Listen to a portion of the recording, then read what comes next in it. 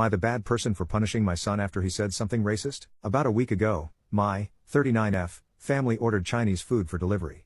When the delivery driver came to the door, my daughter, 16F, was taking the cat upstairs to put in her room because he always tries to eat the food. My son, 13M, loudly says, "Make sure to hide the cat from the Chinese guy." As I am at the door getting the food from the Chinese delivery driver. He very obviously heard what my son said and was upset by it. I quickly apologized and took the food. I told my son that racist jokes were completely unacceptable and very wrong, and he refused to admit that he was in the wrong. So, later that night I forced my son to write a sincere apology to the delivery driver. His name was on the receipt, as well as write a one-page paper on Chinese culture and a one-page paper on why racism is perpetuated by racist jokes and stereotypes. Then the next day I took him to the restaurant and had him read his apology aloud to the delivery driver as well as give him the papers he wrote. The driver was very appreciative of the apology and thanked me for making my son do it. He then told my son about multiple instances where he had faced racist comments and attacks from people while he was a delivery driver.